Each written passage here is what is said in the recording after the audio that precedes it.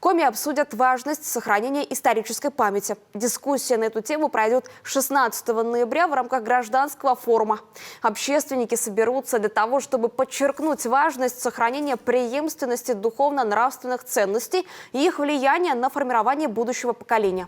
Включение в повестку гражданского форума вопроса консолидации гражданского общества по сохранению и укреплению традиционных российских духовно-нравственных ценностей председатель Республиканского совета ветеранов Людмила Жукова считает современным и актуальным.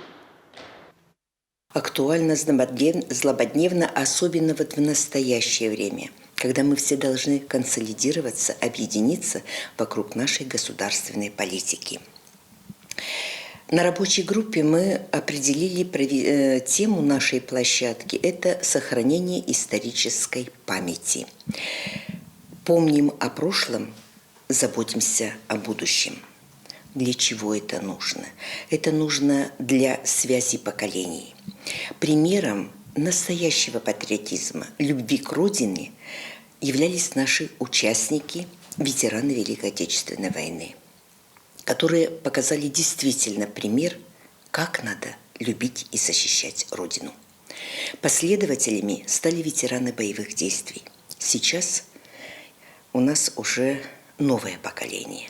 Ребята, участвующие в СВО.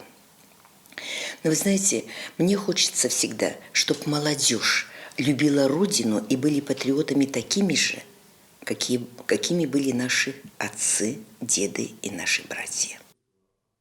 Эксперты и представители общественных организаций поделятся своими знаниями и опытом. Участники обсудят, как сохранение исторической памяти способствует формированию национальной идентичности, укреплению общественных ценностей и развитию гражданского сознания.